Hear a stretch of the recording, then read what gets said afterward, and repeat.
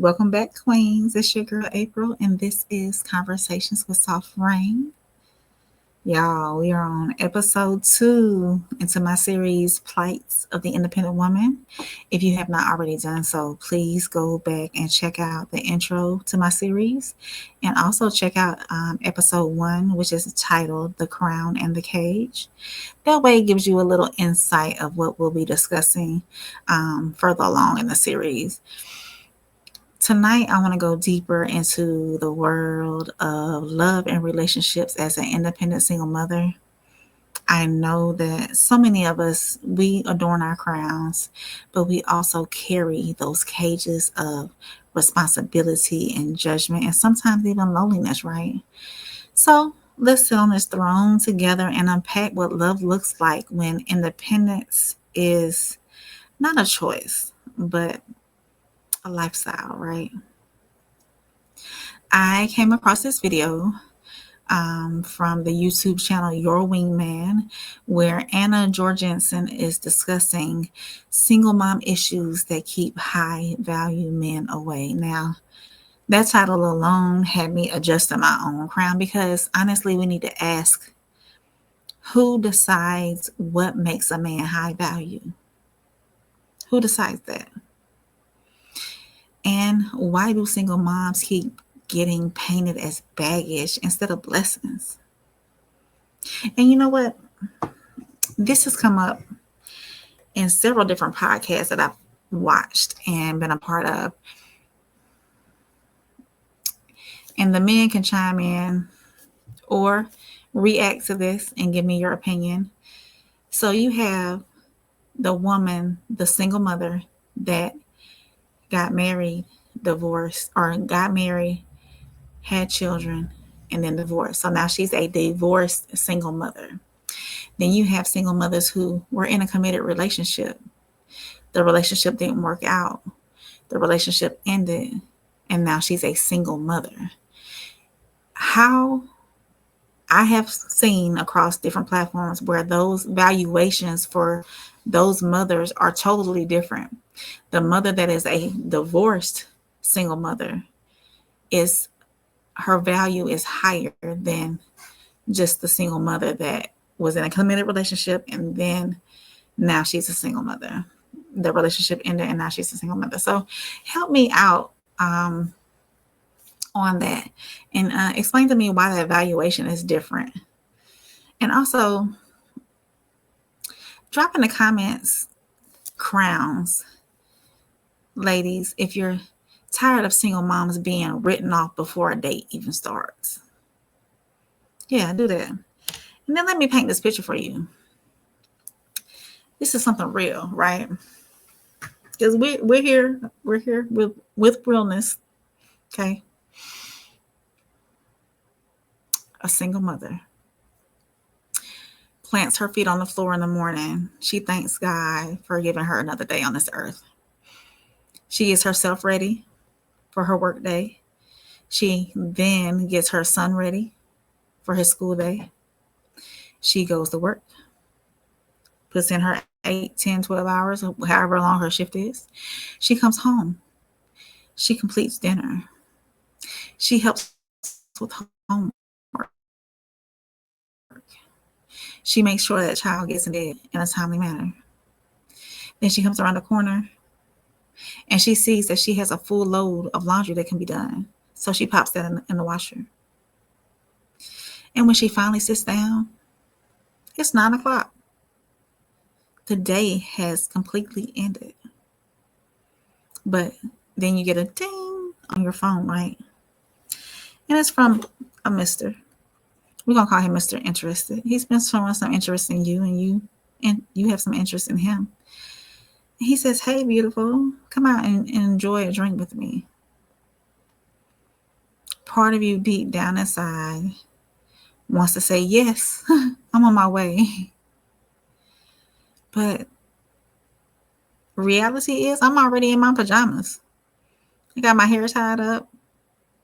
My kids, they're in the bed, and they got to be up by 6 o'clock. So that's where independence and love starts to tussle. And if you're a single mom, you know how this tension goes. Now, Anna, in this video, she is great explaining these issues that men have with high value men have with single moms. But I want to say this. I'm going to give a little bit of pushback because out of these issues, and I'm going to be pulling this up while I'm talking to you, out of these issues that she describes and has on this list of 9, honestly, the more I think about it, I'm going to say 6 to 7 of these issues, with a little bit of understanding, a little bit of compromise, and a little bit of tolerance, they wouldn't even be issues. It's everyday things that encompass single motherhood. Okay. Now, some of these are non-negotiables. Some of these are like, dead no-nos. They're deal breakers. I'll say it like that. So I'm going to read through this list, and then I'm going to just pull out a couple that resonated with me, and we'll go from there. Now, these 9 issues that single moms have that keep high value men away. And I have to agree.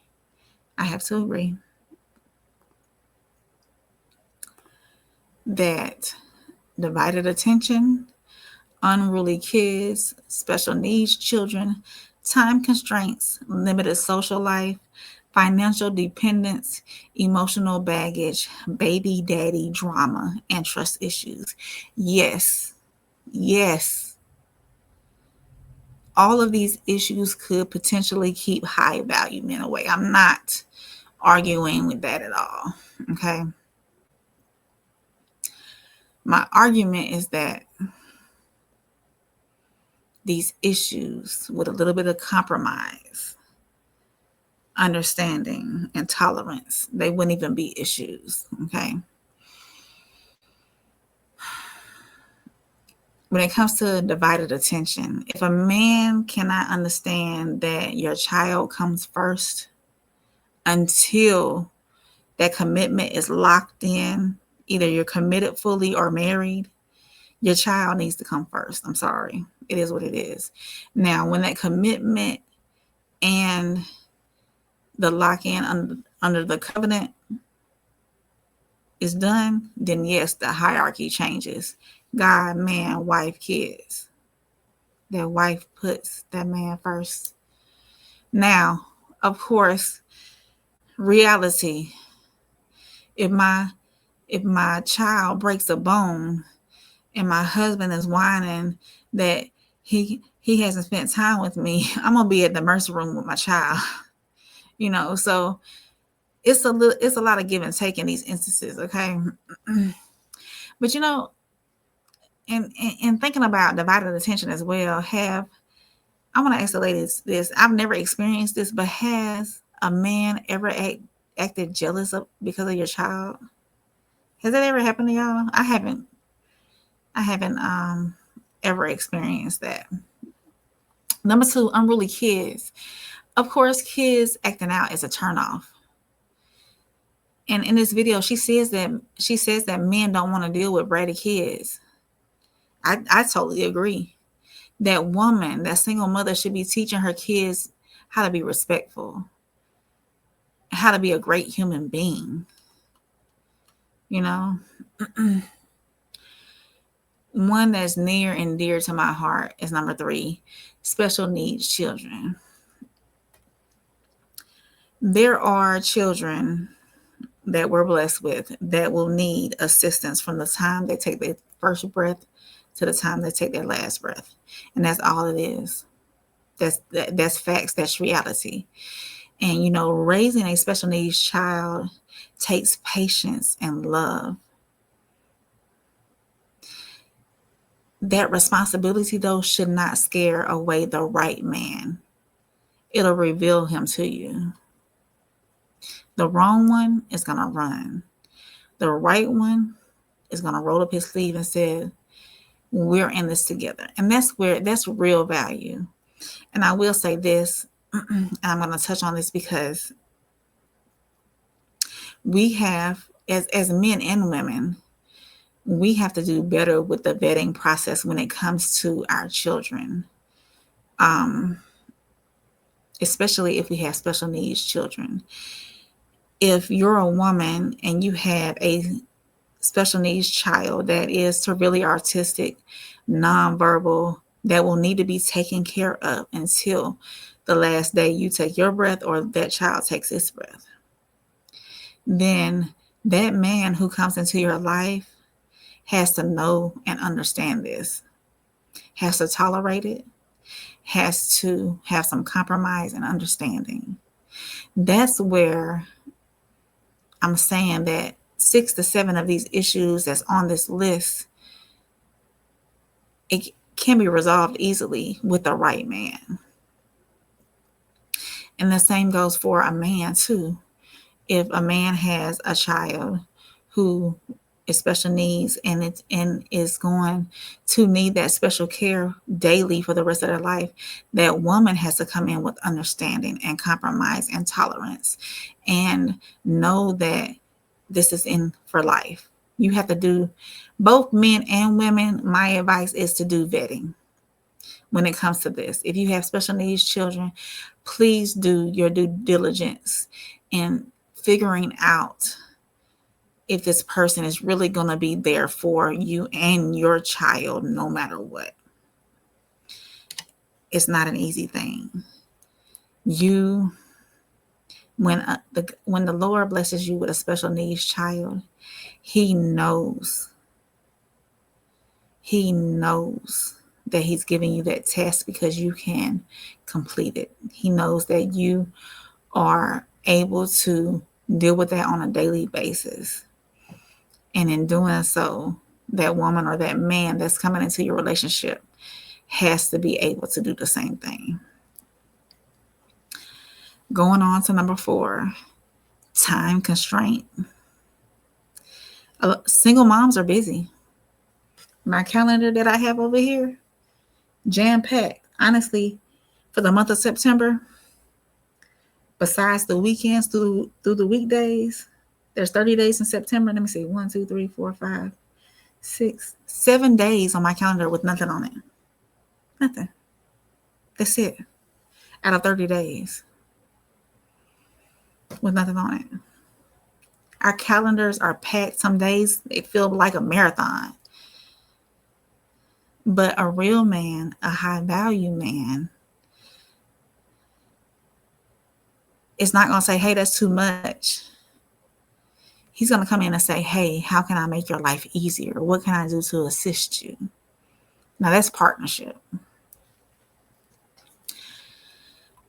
Limited social life. That man has to understand that moms cannot be carefree or spontaneous. It's only a small percentage of times where I can be spontaneous or carefree. Our social life does change. Our Saturday nights look different. Imagine this right here. Pizza on the table, cartoons on the TV, your child's laughter echoing through the house. Now tell me how that's not joy. How is that not joy?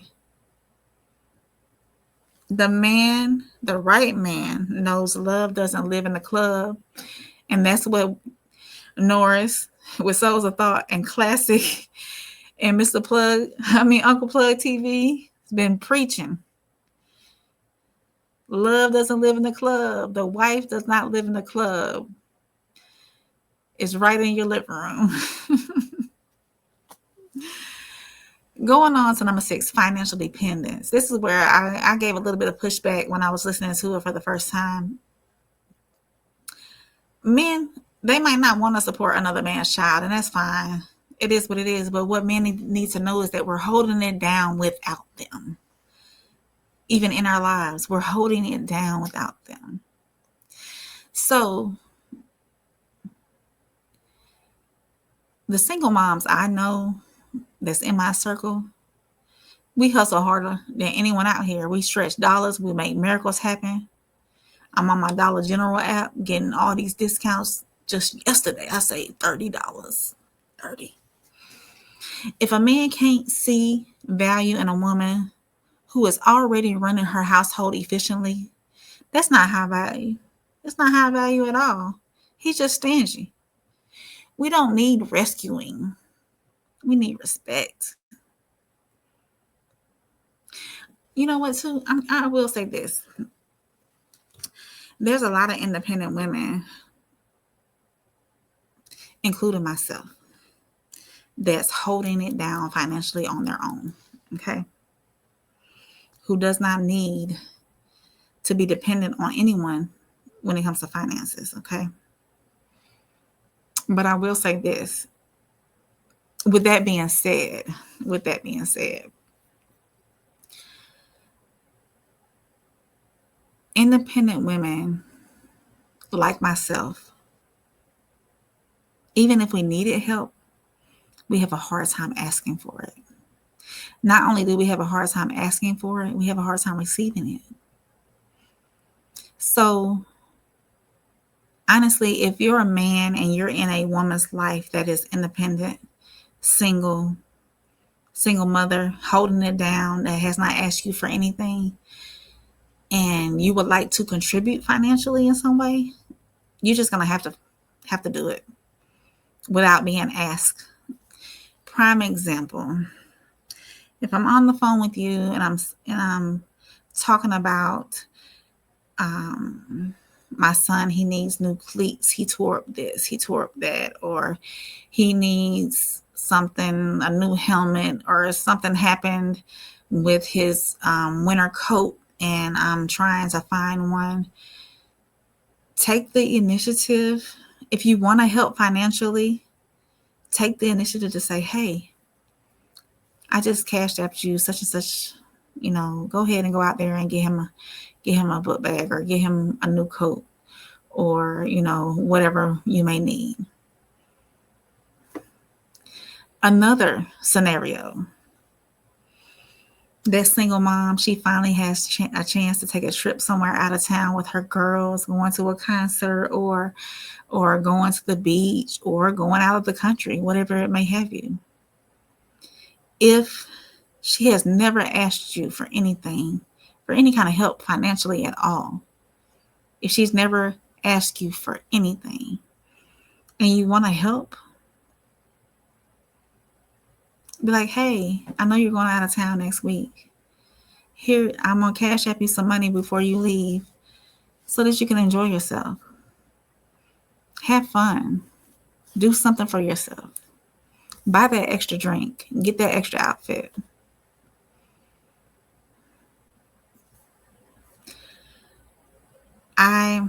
One of my bosses from a long time ago, I don't know how we came up on the conversation, but I remember him saying to me, I do so she doesn't have to ask. I do so she doesn't have to ask. And honestly, to me, that's the ultimate showing me appreciation in that way. Showing me that you appreciate me is doing things for me without me having to ask. Because of me being independent and me not needing to ask, me not needing to depend on you to get things done, me being able to maintain and get things done without you, and that I was maintaining before you came along, and now that you're here, if you want to be helpful,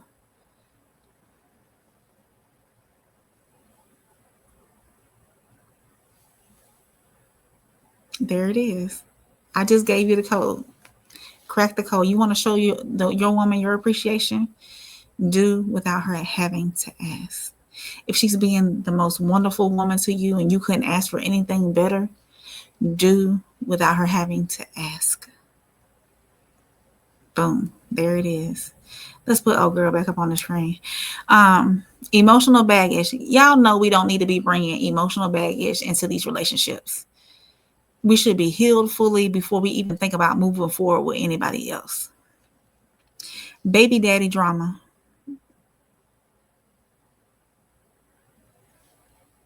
If you can't co-parent with your baby daddy, I'm thankful for my situation. I'll just say that. Don't bring your baby daddy drama into your new relationship, because why? Why? Co-parenting, it can be messy. That's real. But a secure man doesn't panic when you text your child's father about a school play, right? He respects your boundaries and your child's needs. Why would he be insecure about your ex? That's a him problem, not a you problem. It's not. So basically, why do men still date moms? They do if she's hot enough, if she's insecure, if she's older, or if he already has kids. Basically, men date us if we're fine enough, if they're insecure enough, or they're old enough. So does this sound high value to you? We're not charity cases. We're not last resorts.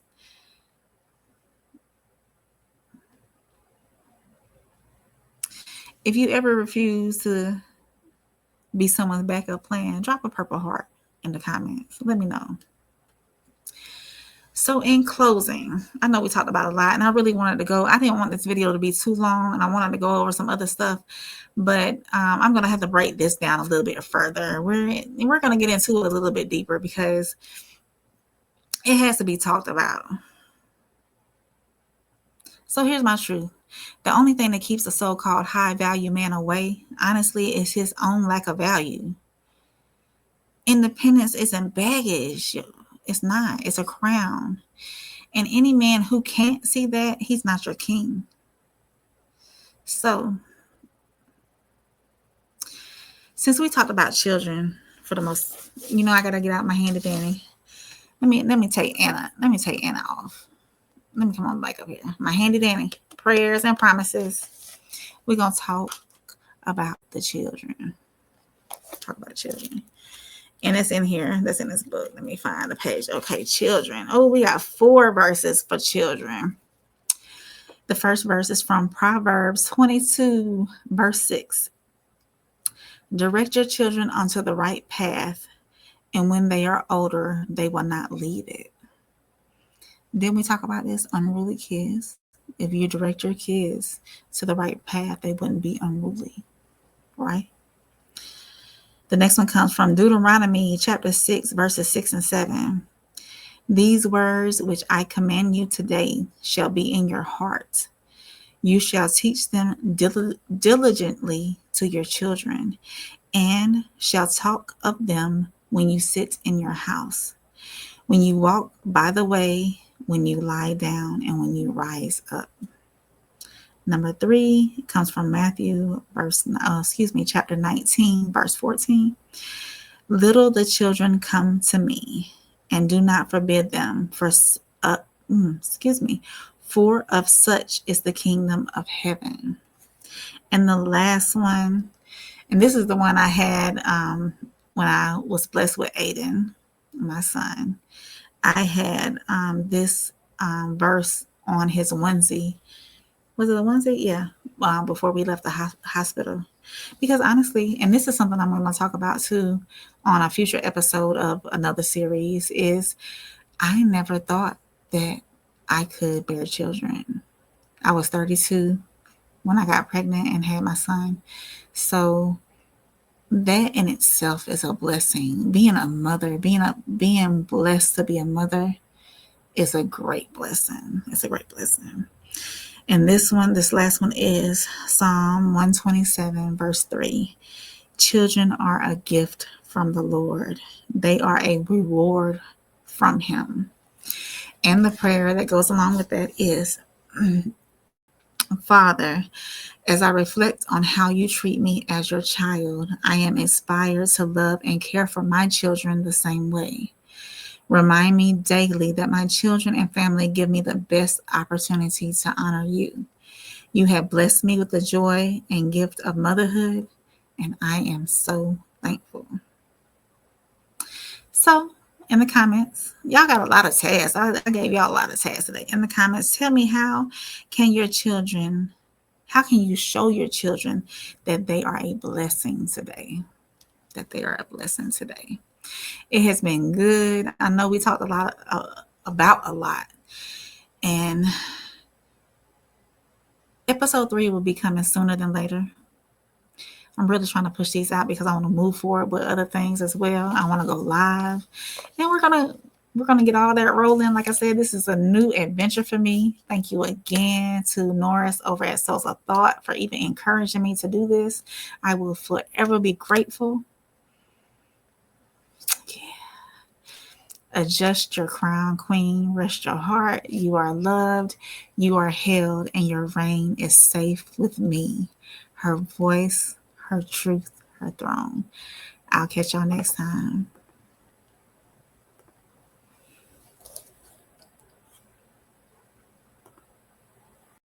Queens, don't forget to like, leave a comment, hit that subscribe button, and share this with someone who needs it. And remember, her voice, her truth, her throne.